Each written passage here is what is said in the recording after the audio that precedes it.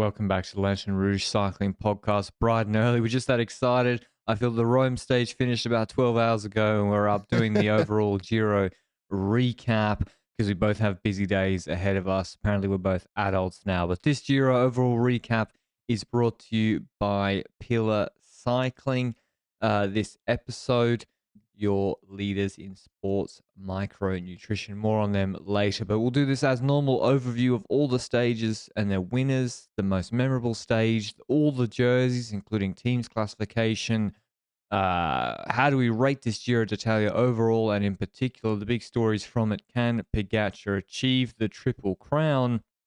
And did Julian Alaphilippe show enough maybe to get that a big contract renewal again? How do we assess maybe his Giro d'Italia as one of the stars that turned up here? But yeah, I don't know, how do you feel generally, Benji, after this Giro? Do you feel satiated? Do you feel tired? Do you feel underwhelmed? I certainly feel tired. It's 7:30 in the morning, but it's been a while since we podcasted this early. I think I'm remembering all the Tokyo Olympics and the Tour Down Under podcasts in my head. Yeah. Vietnam flashbacks towards those races, but I feel relatively satiated. I would say that the first 2 weeks were better than the last week in terms of actual tension for the race and so forth. Like in week 1, you still had like the subtle copium of like, oh, there's gonna be some challenge somewhere for Pogacar, even though, let's be honest, I predicted 8 minutes 51 victory for him. You predicted multiple minutes victory for him. So before the race, we didn't consider him beatable at all. But throughout the first week, you do get like that hopium of like, ooh, will we get a fight? Yeah, will someone try something? Yeah, exactly. That's the thing you have. But I'm relatively satiated. I prefer spoilers. I prefer this race compared to last year. I'll explain later why. But it's been an enjoyable 3 weeks again, or the first week of podcasting together. The 2 weeks after that, there were good stages in the first 14, I'd say, of this stage. But I'd like to say I would like to thank the audience as well for sticking with us all the time, for supporting our content every single time. And that's another Grand Tour written off. And is this our 13th Grand Tour? No, 16th. Jesus, we're getting old. Yes. Well, you more than me, but yeah, I'm washed. And speaking of that hopium, we sort of saw it in the first stage, the punchy Italian classic where Jonathan Narvaez won the stage after following Pogacar on the Bivio di San Vito punchy 4-minute climb, and was the only other man to wear the Maglia rosa this Giro d'Italia, and promptly, maybe on the first rest day, got a contract offer at UAE Team Emirates, if the rumors from Giro and Benson are correct. Stage 2, Europa did the business, and Pogacar did the business on Europa and took that Maglia Rosa, which I think he wanted to wear for all 21 stages. Tim Merlier actually won the first sprint in Fossano. Milan won the second in Andorra. So the best climber, the best sprinters already got wins in the first 4 stages. Then Benjamin Tomar actually held them off in Lucca. He showed some of the other teams that how to do it if you don't have Milan or Merlier. That was actually a wonderful finish with Pietrobon, I think. Peleo Sanchez won his biggest race to date, the new signing from Movistar, ahead of Alaphilippe and Plamp on the gravel stage. Then, what was the Perugia stage, Benji? Oh, I do not remember that stage. There's a TT. Oh, okay. Pogacar won the hilly TT, dominating the final uphill, breaking Ganna's heart. He then won in a very sort of conservative sprint led out by Micah on Prati di Tivo the next day. And Olav Koy won the hilly Neapolitan sprint before the first rest day. Going into that first rest day, though, I think the gap on GC already was about 3 minutes, 2:40. So it wasn't as big as the Tignes gap in the stage after stage 9 of the Tour de France 2021, but also, it was also really, really big. 2:40. After that first rest day, though, Koy and Kian Otterbrooks went home, so Visma lost both their teeth, or their attacking options.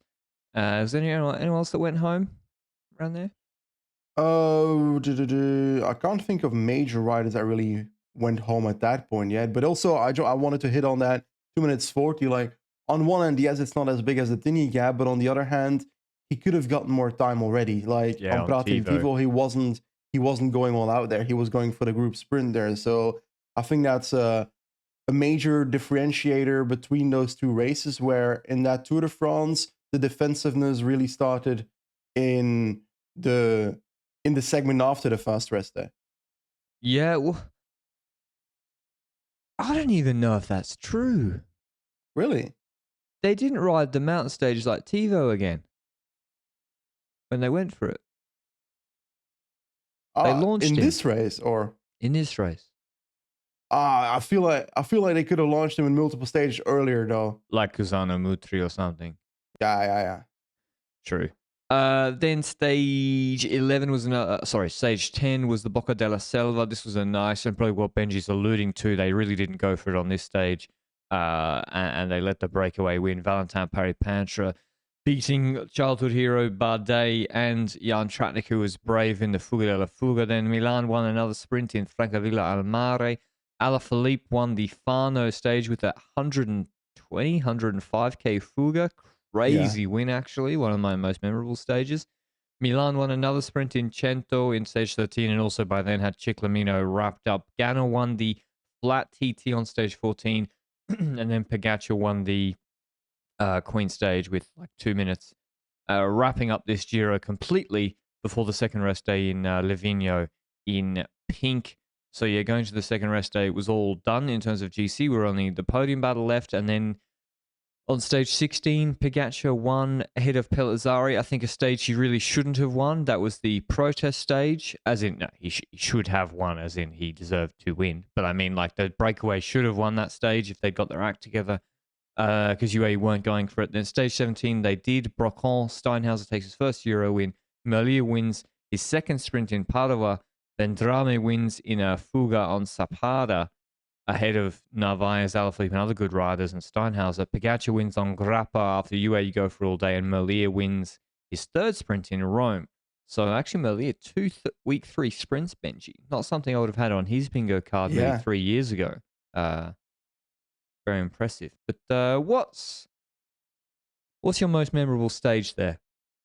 Is it weird to say stage 1? I feel like stage 1 really had that tension of Pogacar, and also it showed a vulnerability in the team of UAE during that stage, which then led to riders being up the road, and Pogacar had to deal with it himself eventually. Then Narvaez was strong enough to hold on to Pogacar, a group sprint between those two, while the other GC riders were squandering behind.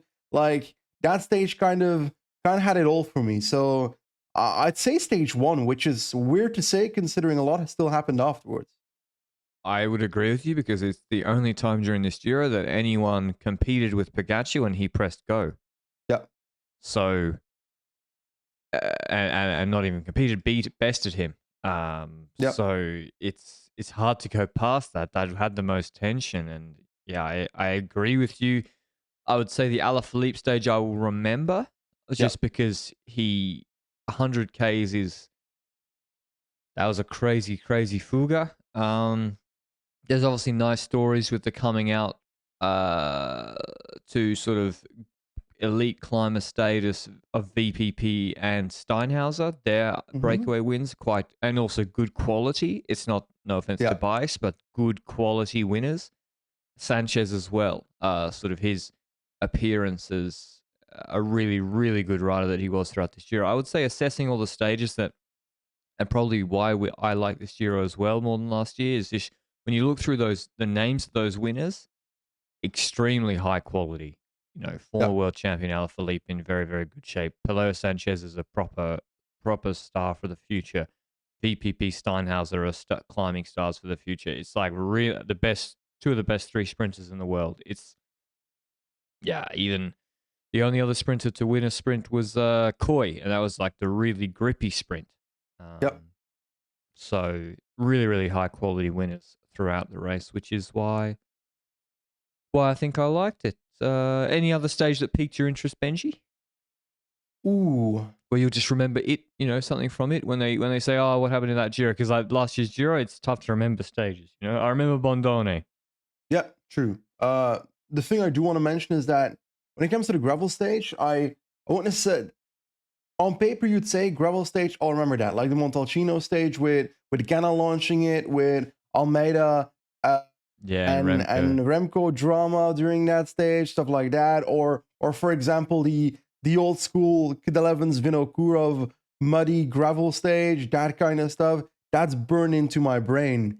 But then I look at this gravel stage and it's not that memorable. And the reason is because the gravel really, let's be honest about it, was kind of a gimmick in that stage. It wasn't really used Yeah. for much. It was used for positioning. Nothing really happened on the gravel except for time lost for the breakaway. Pelayo Sanchez ends up winning that stage, which is a great winner for that stage, to be honest. And the battle in that breakaway was really fun, but it won't be as memorable as those older gravel stages for me. And I don't know, I'd like to see a bit more in the gravel stage in the Tour de France, maybe to make that stage a bit more memorable than this one. It's hard to put the mountain stage as memorable for me because you expect Pogacar to win them, and he does it in the manner that you'd expect them to win it in the first place. So it's not, for me, cycling is partially also about unpredictability, and therefore it's harder for me to place those necessarily on the predictability pages. But I also want to mention, like, one of the reasons that I do like this Tour de France in those mountain stages is that if Pogacar wasn't here, I feel like it would have been a staring contest like last year. Yeah, I And agree. him making those attacks might have forced the others behind to already be split in some way on the mountains, that we actually see a fight between them. That in group 2, behind Pogacar, someone goes to the front because someone else is dropped because of that attack of Pogacar. So, true that, I do think Pogacar's presence here made the race significantly better. Yeah, like the gap was obviously huge, but the fact that Mike is doing these lead outs, splitting the group, means that Yeah. other people have to fight for themselves because they have no domestiques left except for O'Connor having VPP on the last stage. And the thing I most regretted would have been I was keen to see the Coy, Aronsman, Tiberi white jersey battle, the three of them. Yeah. No, Coy? Fucking hell. Outerbrooks. Oh, I meant you meant Coy, as in like COY. That's why I was.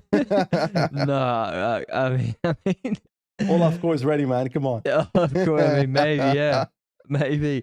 I wanted to see the Outerbrooks to Berry because we already saw in week 1 they were going at each other for it. They were attacking each other, so it was that was a bit of a shame, but it is what it is. But before we get into the jerseys, a word on our sponsor for today's episode, Pillar, a sports micronutrition company which sits separate to hydration and carbohydrates products which you need during the race to take you through to the finish line. We know how important carbohydrates are. In fact, we hear over and over and over again how that's been the biggest change in the last 3 to 5 years in terms of nutrition during training or during racing. But Pillar's mission goes another step further to get athletes to that start line in the best condition over and over again. And I've been taking Pillar's triple magnesium product. I actually took it first thing this morning before my coffee when I woke up about 20 minutes ago, and before bed each night. It helps with my sleep in particular, which I can see in my Garmin body battery score. But just subjectively, the best result I've had from it is my leg soreness, which was something I've struggled with here in Andorra. Probably because I should just put a bigger. Luke keeps telling me put a bigger cassette on your bike. Put a bigger cassette. You know, he's like, just use Strand, get a 34 cassette. I'm just lazy. And I'm like, why not? I'll just take Pillar anyway, and then I won't have leg soreness. So, yeah, cop that, Luke. But anyway, if you would like to try Pillar today, it's a perfect partner for you if you're doing a big training block for 3 months.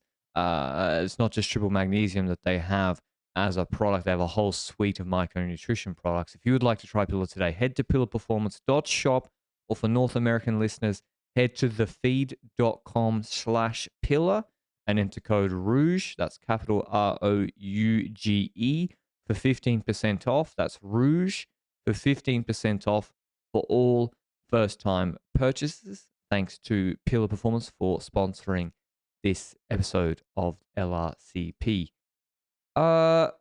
Team's classification, Benji. Yes. Decathlon National Mondial win it because they have sort of VPP, APP, Baudin, and O'Connor finishing high up on a lot of stages. Ineos finished second on 44 minutes, so it wasn't actually close. UAE on 1 hour.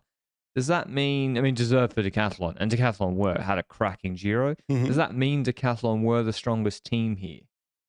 Ooh, let's take a look at that. So if we go over team one by one, let's start with UAE Team Emirates, for example. The fact is that UAE Team Emirates starts a mountain stage, not really with the team classification in mind. They start a mountain stage with how can we get Pogacar to the finish line without being endangered, and maybe we can launch him to go for the stage win. That's the perception I have when it comes to their plan going on every mountain stage, which also means that when Pogacar launches, Nova, Grosschartner, they're off the back and they're probably not pushing anymore. So they're not trying to get that maximum position on the stage. And then you look at Maika, who tries to stick with them a little bit. So that's maybe the one exception there, where he tries to stick with Pogacar as long as possible and then maybe sits up a little bit in the last kilometer or last 1.5 kilometers of mountain stages. So with UAE, it actually hinders their chances of the team classification by being so focused on a more important thing, which is winning the bloody Maglia Rosa. So it's logical that they do that, but it has an effect on there. Now, if we look at the evolution of UAE Team Emirates in this race, I do feel like they were not super consistent in terms of every single rider, but they were consistent enough for the amount of times someone tried to exploit them. Because in week one, let's be honest, on stage one, they completely fell through on the Maddalena climb, and that was because when Bjerg did his pull, Novak and Grosschartner were instantly gone without pulling. So that loses two teammates that you'd like to have a bit longer in that stage. And then I think further, and who actually tried exploiting that vulnerability? No one. No one tried exploiting that vulnerability. No other team really said to themselves, okay, we saw a little bit of weakness in the team of UAE on day one.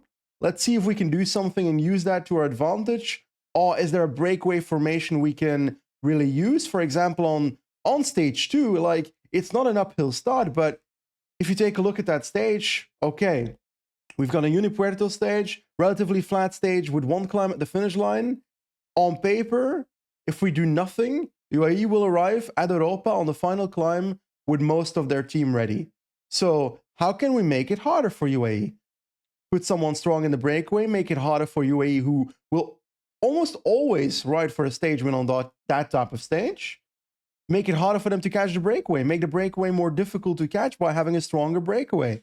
And that kind of thing is something we didn't see from any other team trying that. Instead, Ineos ended up helping UAE saving resources that day. So that's one of the examples where nobody really tried to exploit UAE's vulnerability on stage one. Then on other stages, we saw UAE have like two riders left, or even Pogacar plus Maika alone left during breakaway formation on climby starts, which shows that in breakaway formation they are vulnerable. But at that point, only Ineos was still saying that they're going for the victory, while the other teams were like, okay, we're going for the podium, except for Martinez and Gasparotto as well, because Bora was still kind of like, oh, Pogacar sees us as a threat. But I never really believed But they Bora's also had words. no Lipovitz. He got sick.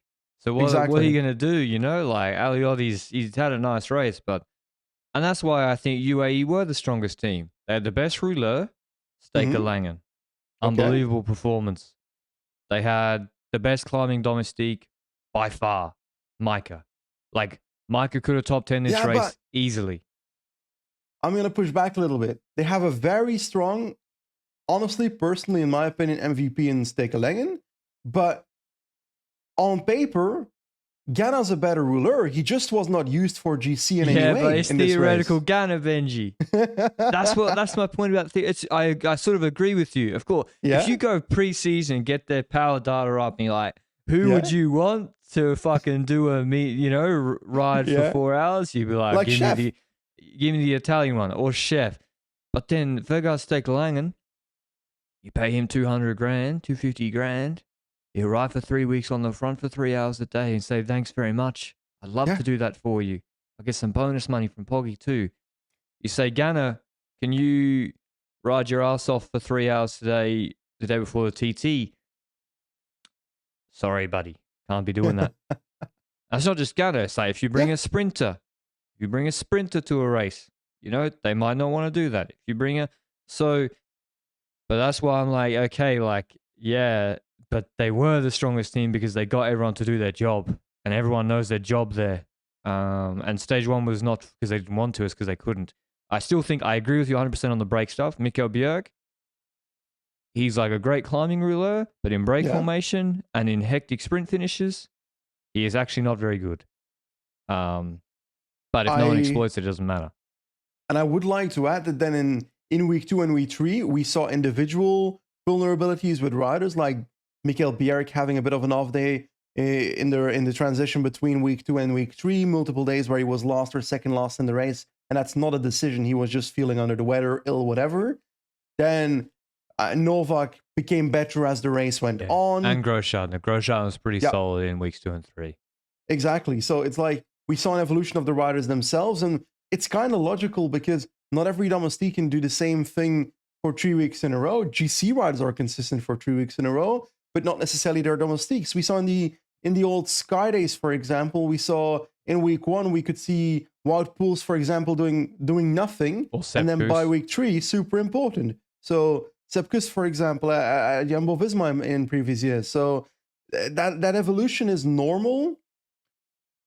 But if a vulnerability exists in your team and nobody else exploits it, then how much of a vulnerability is it really, Yeah, exactly. And it's not like break formations were easy every day here this year. No. In fact, they were like Tour de France break formations. But UAE got better at them as the race went on, because I felt like in the first week and a half, they sometimes overextended a little bit. Yeah, they'd be jumping with Langen trying to. If a fifth rider tried to go to a group of 4, they go crazy trying to jump on it. Yeah, which is like, it's because they have that plan. In the team bus before the race starts, the Baldato, the DS tells them, okay, if a counterattack goes, so first attack goes with 5 riders, fine. If a counterattack tries to go towards it, we got to jump on it to make sure a manageable breakaway gets ahead. But if those riders are not dangerous, then you can just let them go off the front. And in the first week and a half, they were too responsive to those counterattacks. In the last week and a half, they played it perfectly. There were multiple stages where I was like, this is perfect how UAE is riding, which in previous years, they were significantly worse at that work, in my opinion. Yeah, I agree. Okay. Other teams. Mate, we only spoke about one team. We got to talk about Ineos and Decathlon mostly because they won it. Indirectly, but yeah, Decathlon were really, really solid with their climbers. Baudin, AP a little bit disappointing, but VPP and O'Connor, they had a solid group of 4 guys who were regularly trying for best stage position, whereas Ineos, Sheffield, I think, Sheffield fell through because of the crashes. Yep. And so, yeah, they lost a lot of time in the team's classement there. He finishes on 3 hours on GC. Yeah, that's fair, but it's also Decathlon's advantage is also that Baudin finished so highly in stage 1, because if that does not happen and he's not in that white jersey, that might restrict his freedom to go all out for himself on the mountain stages. Because he did stay along for himself quite a while. I remember he did a lead out on stage 10 or something. Was it Pratvitivo or Mutri? Mutri.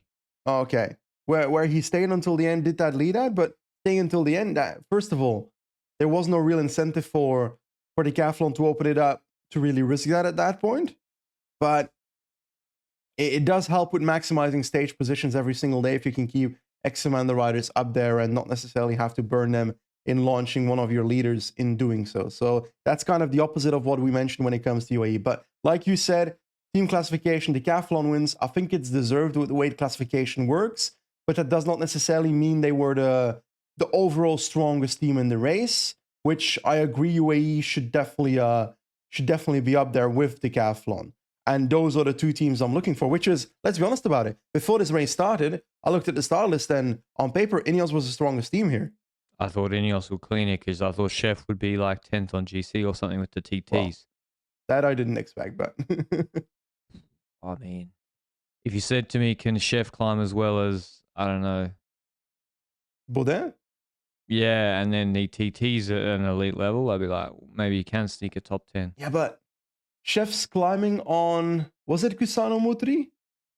There was one mountain stage where it was really good before his crash, which if we can see that consistently in the future, I'm very curious where Chef can go. He just crashes too much, man. He crashes so much.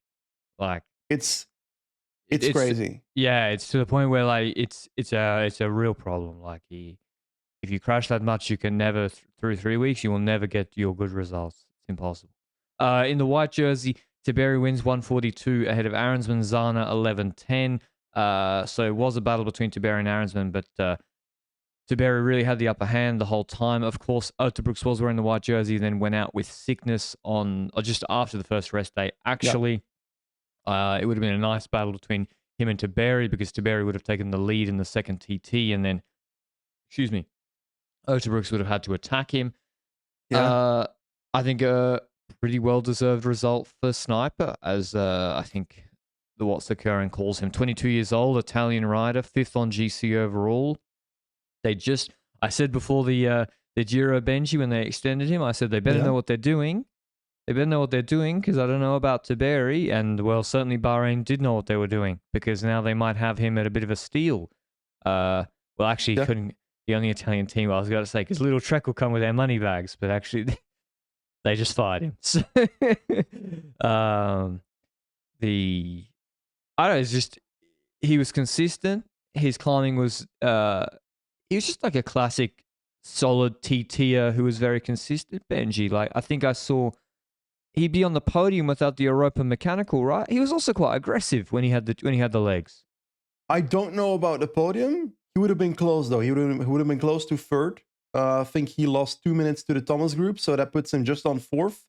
And I thought it was one mechanic. It's apparently 2 mechanicals, which explains why the gap was 2 minutes on Europa. So 2 mechanicals on that climb is what led him to losing that time, apparently. So that's a big hit. And when I look at the way Arensman and Tiberi lost time and put that up against each other, like if Arensman doesn't have a shit first few days, then he doesn't lose 3 minutes in the first few days. If Tiberi doesn't have a shit Europa double mechanical, then he doesn't lose those 2 minutes perhaps. So it would have been an even closer battle without those two things, which is crazy to think. Which the white jersey was one of the battles where there was the most tension in it, I reckon, towards the third week even. So I was curious in the last few mountain stages, will Tiberi fall through the ice? Will Arensman be able to try something? Then Ineos put Arensman at the front, which made him lose time. It wouldn't have mattered in hindsight because in the following mountain stage, Arensman lost time anyway. But it does make me question, like, Arensman's progression in the last 2 years. If you take a look at the 2023 Giro last year, he also got 6th, if I recall correctly. That was I would say that was on a higher level of competition except Pogacar. But I'm also of the opinion that I don't know how much better Arensman has become since last year. You know? I agree. The TT is elite, but how good is like his climbing? I don't really know. Like I haven't. Yeah, I also haven't just compared his numbers to DSM. Like, was he better climbing on DSM? But then they held him back on a few stages. I remember as well. I don't know. Do you think he'll leave? If you're Ineos, that's a good question, Benji, because Tiberi's been extended. There's no real discussion there. He's Bahrain's GC leader of the future. They've made that clear. Maybe they haven't with Lenny signing, rumored. But with Arensman second in that competition, what do you do if you're Ineos now, Benji? Because you're right, it's like 6th, right? 6th and second in the white jersey. It's the same as before. And listen, not all results are created equally. But how do you... Yeah, it's not a big step up either. It might not be a big step up, but I also feel like if you can get tweak that loss in the first few stages out of him. Like if you can make him consistent across 3 weeks, then there's more in it. Then there's a potential podium bid in there. Like he would be closer to the podium and he would be close to the podium, as simple as that. So I think from Ineos's perspective, I see the value in extending him. It depends on the money, as always. From Arensman's perspective, it depends on what kind of options you get, because if I'm Arensman, I would not like having to ride for Thomas on that one stage in week 3 when I'm fighting for top 5 and white jersey myself. I personally wouldn't feel great about that. Which that's also a matter of his own preferences. Does he like being sole GC rider in a Grand Tour? Does he like the pressure of that versus compared to here, where he might not have had as much pressure because the team also considered him lesser than Thomas and therefore having to work for Thomas in that final week? Like, there's a balance between the two, you know? And then the question is, which team wants to make him the full leader? Trek? Yeah, maybe. I can sort of see it. They're not that deep. Skelmos, Ciccone, Gegenhardt, like none of them I don't expect much movements in the transfer because they've got 25 riders already signed up. And they spend a lot of money when Little moved in, and I don't think the budget is going significantly up again. So I doubt it. Actually, where it would make sense? UAE. Oh, okay. UAE. Yeah. Yeah, but they're hoarding so many climbers. I just don't want it. It would make sense, actually. Also, because I think he would be better at UAE. Yeah. His TT would maybe get even better. And then he'd be podiuming 1 weeks regularly, I think. I think so too. But that's by the by. And yeah, like Bora or Red Bull, they're like, you won't get leadership there with Hindley, Roglic, and co. Vlasov. KOM, really not the biggest competition, frankly. Like, I don't really think anyone even... It was almost never mentioned on commentary until third week. Yeah. Pelizzari and Steinhauser kind of got there because they were in breakaways a lot, but Pogacar won anyway because of double points on some of the climbs. I think Geschke was maybe the only rider that really tried to go for it. It would have been... I do think they need to change the...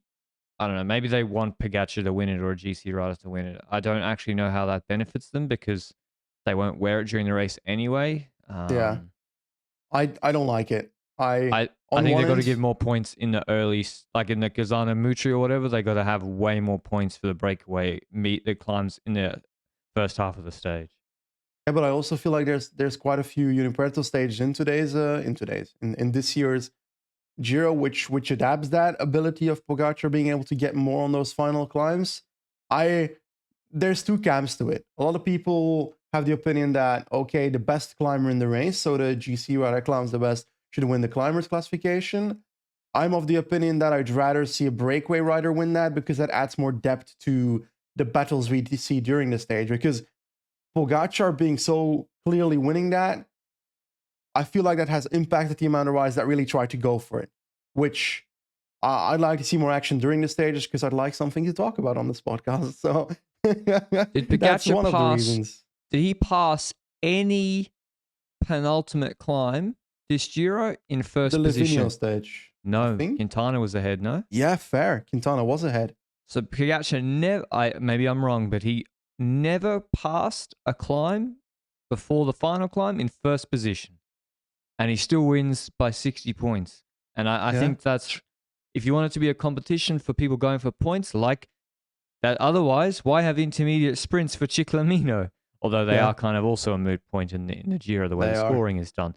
But yeah, I'm a breakaway Geschke type guy for the KOM jerseys. Or like Ciccone, I remember him winning that TDF Polka. Yeah. I remember it. I think it's better than Pogacar or Vingegaard winning it. Yep.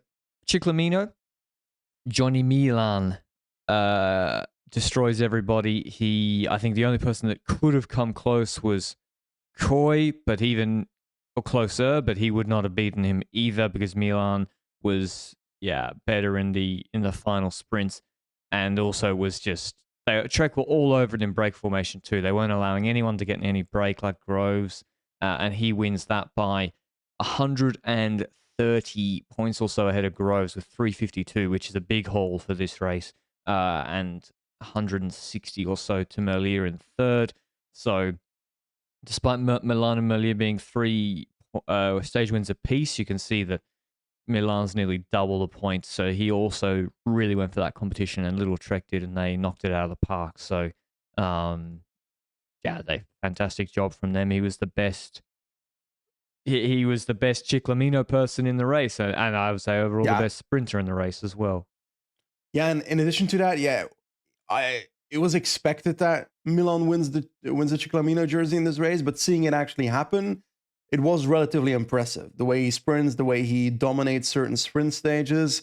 Yes, he only won the same amount of sprint stages as Merlier, but I've got more of a feeling of Milan being super impressive after this Giro than Merlier, even though Merlier winning those sprint stages towards the end of the Grand Tour. I think this might have been the first Grand Tour where Merlier won a sprint stage after stage 3. That might be completely wrong, but my head says that's right.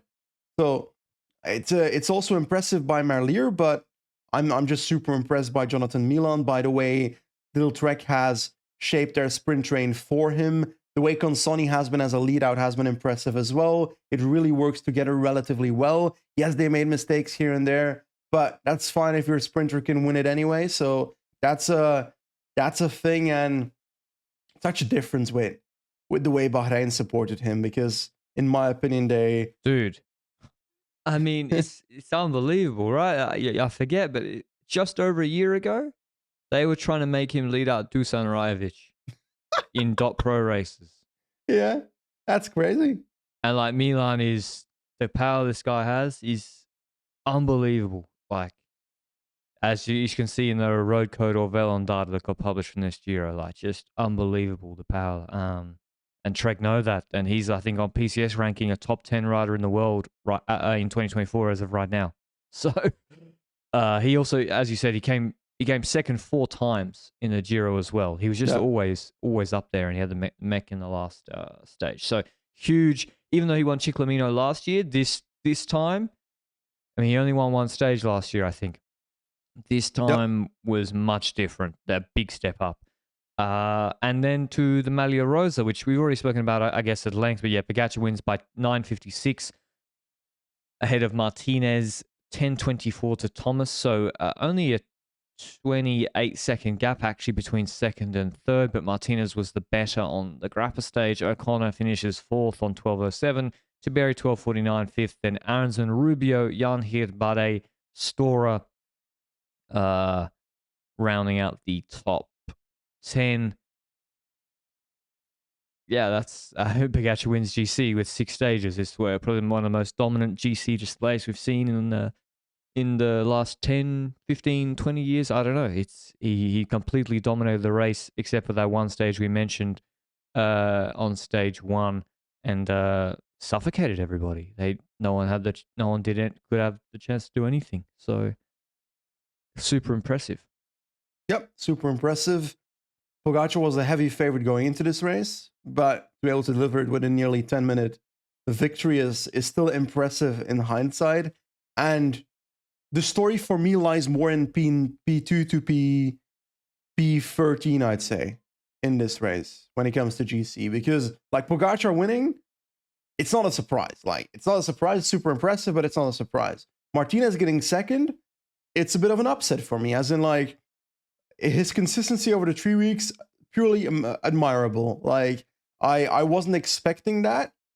Thomas finishing third, he was a podium. He was a favorite for the podium, I would say. So that's not necessarily a disappointment or a super big victory. But I think with the age that Thomas has, which is, if I recall, 38 or something, yes, isn't he extending his own record of the oldest guy on the podium at the Giro or something? Like, that still has to be considered impressive.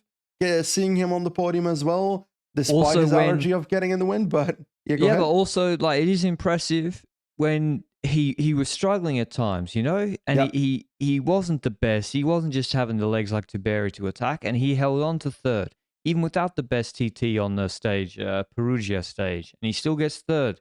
Yeah. So Thanks to like, VVP on the last mountain stage. yeah, but he still like it's very, very impressive that to come third when even on the physical level, you maybe Tiberi was about the same is super impressive. Yeah, but that also depends on the stage, because O'Connor was ill in the last week as well, so he had the same thing. He finished as fourth then, yeah, and then Tiberi had on the Livigno stage where he lost a minute and a half, I think. So everybody had a bit of a weakness, which it then depends on whether you can be consistent enough and have as little weakness as possible, as little much of a time loss throughout the 3 weeks, which Thomas's consistency is of the charge relatively to other riders. And I think that's where the most admirable aspect is the consistency across 3 weeks that Thomas still has on that one Grand Tour he really goes for. And I gotta be honest, I don't expect to see him at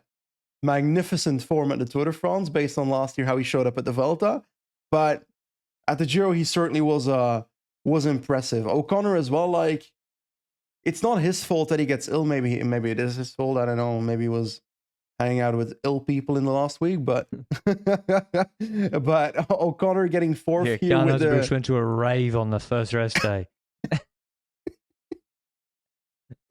Oh God. Yeah, it's just they're so fragile. Like they're all you know, such low body weight, training camp. Yeah. One exposure to anyone that all the crowds or whatever, bang, sick. Tiberi, yes, I spoke about the double mechanical, but outside of that, relatively consistent outside of the Livigno stage. And then I continue onwards, like Rubio.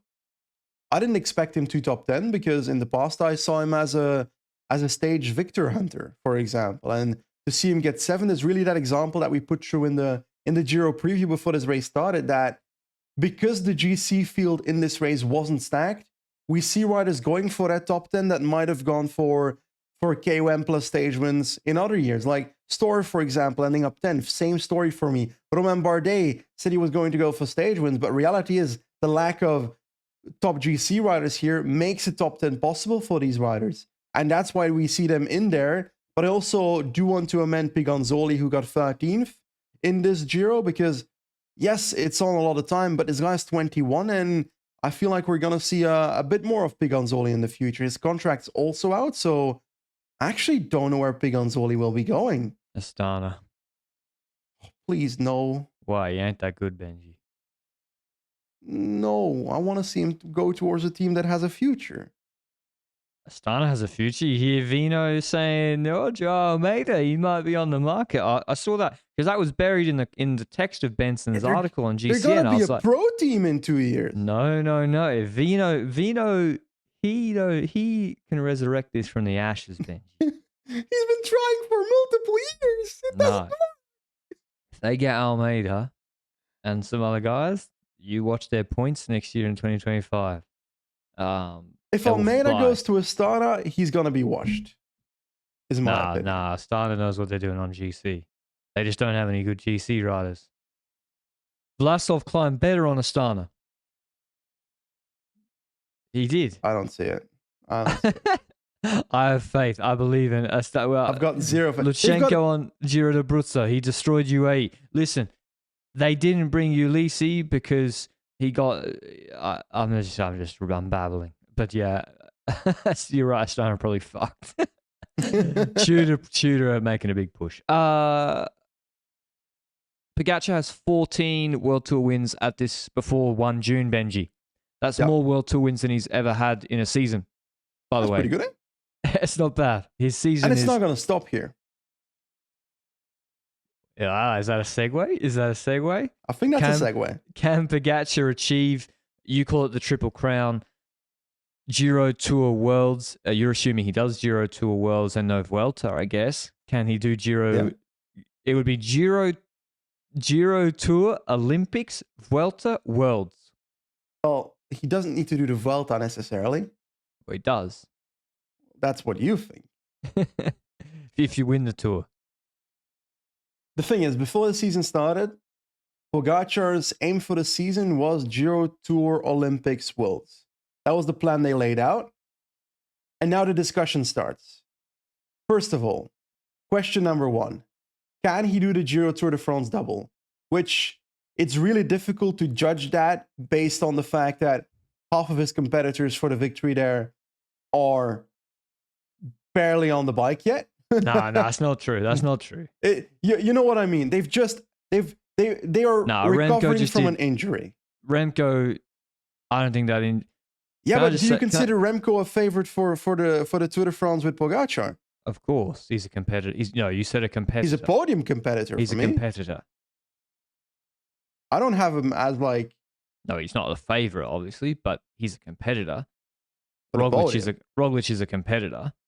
Vingegaard was obviously the injury kept him off the bike longer than Roglic and Remco. But like, I think Remco just did like 15 days in Sierra, no problems. I only see Vingegaard able to beat Pogacar. Well, that's my point. So Pogacar's never done two Grand Tours in a season before. So there is the question mark: how will he recover? We don't know. If doing the Giro before the Tour was the optimal preparation, then everyone would have been doing it before this year. That's just a fact. That's a fact. Yeah, obviously. If it was preferable to do it, then people would have done it. And the reason RCS has to pay people to come is because it isn't preferable. Yeah. But is Pogacar? He's a special rider, so but that doesn't mean he'll be bad in July. Breaking multiple bones in your body also isn't the perfect setup. So Pogacar, absolutely, he can do the Giro Tour double. Absolutely can. And if Vingegaard's not there in good shape, then most likely he will. To be honest, because I agree with you. Like, success breeds success. The biggest risk I see is that some of the team issues you mentioned, Benji, the vulnerabilities, those things in the Tour de France have a way of getting needled out a bit more than in a Giro, particularly when you bring 1.5 rouleurs. But yeah, of course he can do the Giro Tour double, and I think he'd be the favorite for the Tour right now. He is the favorite, I think, in the betting. I think he should be the favorite for the Tour right now because we don't know what level Vingegaard is going to show up at the Tour de France. I saw Willer Flitz report that the expectations are relatively high that he's going to be at good form at the Tour de France, which I still find that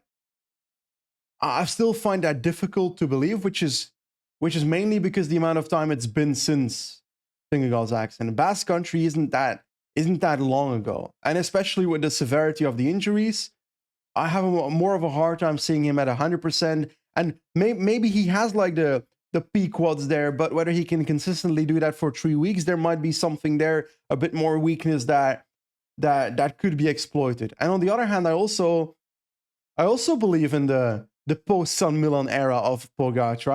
I believe that it's physically possible that with a new trainer he can work on the vulnerabilities that he had in the past and maybe change those and tweak those and maybe be a little bit better on the high energy expenditure, large, long effort mountain stages that really get hammered by other teams where he has to push to the edge of his seat and by the end still be able to deliver. So I don't think this Giro proves that said weakness is gone because he was never put under that pressure. I agree. But it also doesn't prove that it's still there, which is also a thing.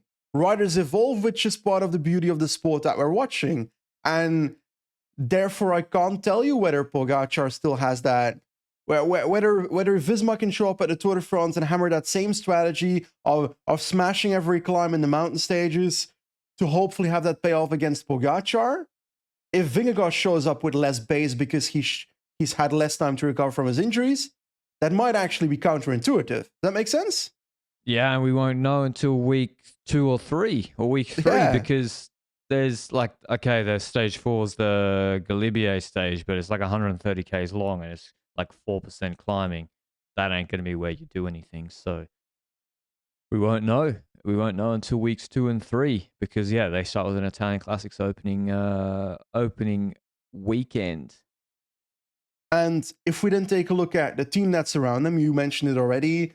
You look at Wellens, Spolit as potential rulers, and then next to that, the rumored names are Soler, Sivakov, Adam Yates, Almeida, and Ayuso. No Micah. Yeah, and a lot of climbing. Like, I do think that Adam Yates has proven that he can do that Micah role, if not True, yeah, better. he's pretty good, yeah. So Adam Yates is a pretty good rider. Yeah. Ayuso and Almeida are pretty good riders individually, but I can't trust Almeida to be where he needs to be to perform the work when he needs to every single time of the week. On Latitude, he was supposed to do more than just show up and try and be in position and not being able to achieve that position. He was in Liège. He tried to position. He was supposed to position to help lead out Pogacar on Latitude, but he wasn't there when it comes to his positioning, and Novak had to solve it. So that's one of the examples that I can't expect Almeida to be there every single time when necessary. And on the other hand, you've also got a question, are they going to go for the all-out Pogacar leadership, or are they going to consider, okay, he's ridden the Giro, we're going to have Ayuso as tiny backup leader in certain occasions? I don't think you're going to be the Vingegaard with Ayuso. But then again, maybe Ayuso made a step forward that we haven't seen yet so far. So true. Those are possible things. He also got cooked hard by Carlos Rodriguez in Romandy 3 weeks ago. Yeah. I agree with you that Polit and Wellens, on paper, they're good rouleurs. Like, don't get me wrong. Polit and Wellens are fucking good riders. They were like top 5 classics riders this year. But the problem is, let's say Wout van Aert goes to the Tour de France, or Matteo Jorgensen goes to the Tour de France as currently expected.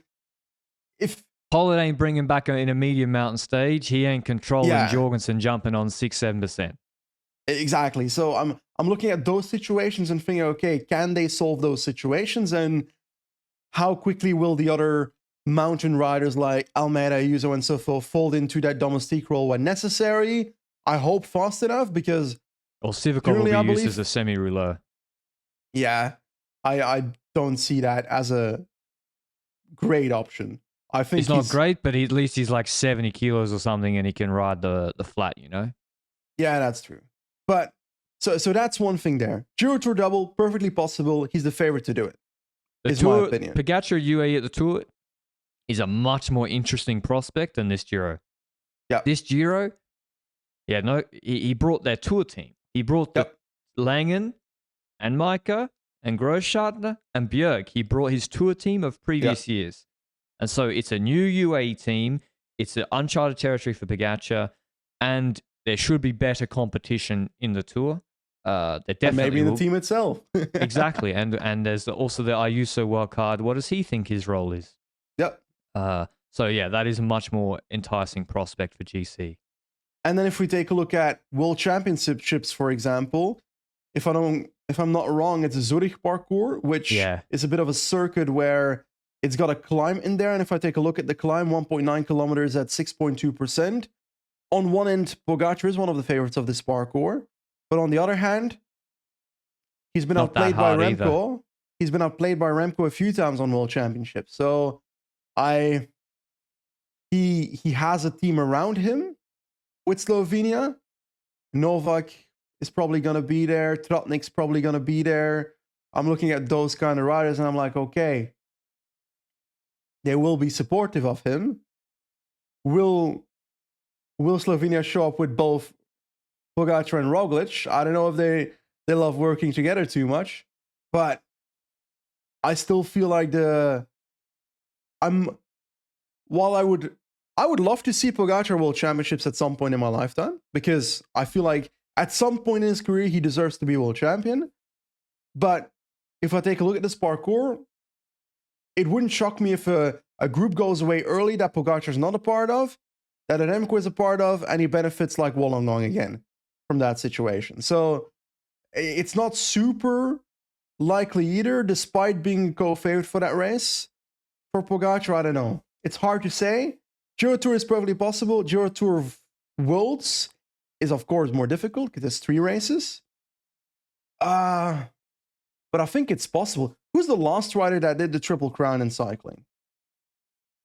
I don't know. Because Triple Crown, to be clear, is Giro Tour World Championships, not Giro Tour Vuelta. And I think that dates back from the days where where the Vuelta was earlier in the season, which made it hard or impossible to combine.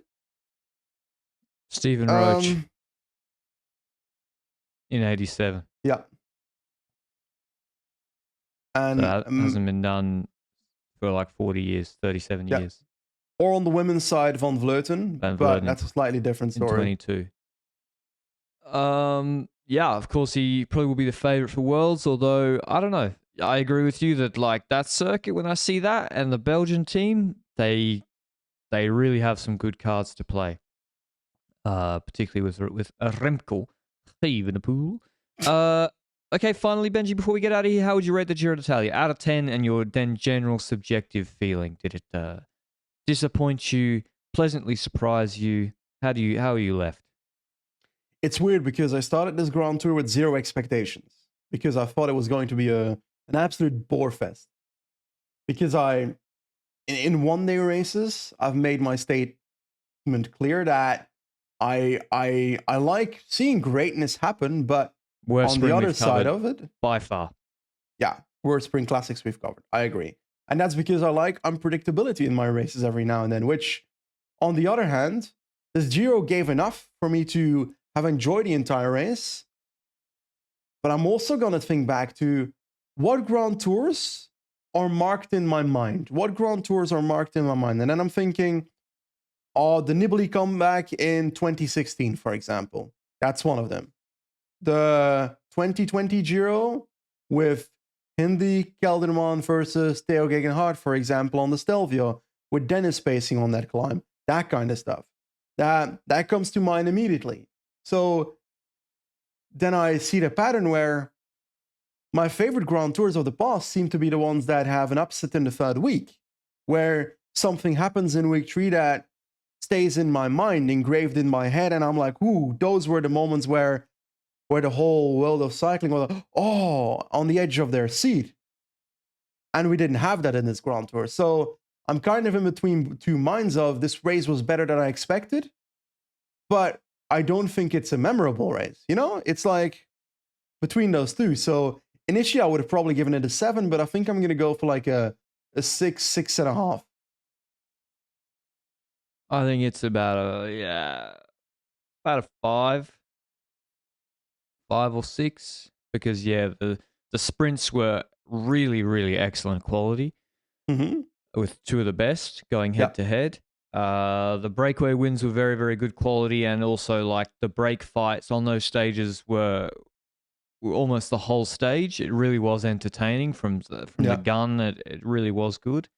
But yeah, the lack of top end GC action just cannot have it above a 6. You just can't when it's like that. And also the reason it's not like, but if people are like, but it was terrible, how can you say it was even a 6, which is maybe a passing grade? How can you say that when it was, 10 minutes won by GC? It's because, well, we've seen the alternative, Benji. Yeah. This was a better race than last year. Yeah. Where there was 14 seconds to start a GC at the end. Okay, one exciting TT a race do not make. And I know the alternative is that if Pogacar wasn't here, it would have been a 3-week staring contest. Apart from Tiberi, it would have been. And not because Danny Martinez doesn't have cojones, he does. But Lipovic abandoned. And without Lipovic, he couldn't do nothing. You just got to try your best, which is what he did on the last Grappa stage. So it would have been a staring contest. And so I thank Pogacar for his attendance. And Beppe Conti, I think, on TV said that apparently Pogacar's returning in 2025. Yeah, so maybe the words of Beppe Conti are trust me, bro, sources. Beppe Conti's sources are trust me, bro. Like, it's pure manifestation. He's like, okay, wow, we can try and get Pogacar back if we say now that Pogacar will come back. I think that's the vibe that's going on. So you reckon RCS got their money's worth? I think they did. I think they did as well. I think it's worth having him on, especially because it's not just because of the Giro, but also the Giro Tour, the Giro Tour World. Like, it's a storyline, and being part of that storyline as the Giro might make for something if it does happen. If he achieves the Triple Crown, then this Giro will be part of that history. Don't you think there's a network effect in that they shouldn't they be paying multiple top GC riders? You know what I mean? Like, yeah, I think so too. If you pay whatever they pay Pogacar, and then you pay the same or whatever for a Roglic, a Vingegaard, or Remco, then it actually is worth more than, it's as a network effect, because if Vingegaard is at the Giro in 25 with Pogacar, that could be the race of the year. That could eclipse the Tour. Nothing will eclipse the Tour, but in our minds, it could eclipse the Tour. So, it's great to have Pogacar there, but they got to get another big gun if he does come. During the Team Sky era, Tour de France was not my favorite Grand Tour. No, the Giro were better than the Tour often. The Giro d'Italia was a better Grand Tour back then. Yeah. And the Giro d'Italia fell off. It's as simple as that. It's not my favorite Grand Tour anymore. The Tour de France has eclipsed that, which is probably good for the status of the sport that Tour de France is the best Grand Tour. And the Vuelta's made a comeback. Like last year, all the Vueltas have been pretty solid. Exactly. Like the Vuelta's been interesting. The Giro's come to the point that I'm indeed doubting whether it's the second best Grand Tour either. So parkour-wise, in the past, it was legendary, the Giro. It was often backloaded though, so that makes for not that interesting second weeks of the race. But on the other hand, I hope to see the Giro. It's weird because I don't know if the organization really runs the Giro perfectly, if that makes sense. Like communication-wise, stuff like that. Like if I'm looking at the whole yearly neutralization drama. Yeah, like what the hell? Like me and you are going to do the same joke in October, and we're going to say which stage is the one that's going to get cancelled. Yeah. And we're not even joking. Yeah. We're not even joking. Like we knew Stelvio was probably going to get cut. Yeah. Like, yeah, that's... But at least I insulted it a few times beforehand. Well, the thing is this year we didn't care because... yeah, well, whatever. It is a shame that they did have the Livigno stage, but even that 7% climbs. So yeah, hopefully they bring also adapted. Yeah. Alrighty, I think that's all from our Giro recap.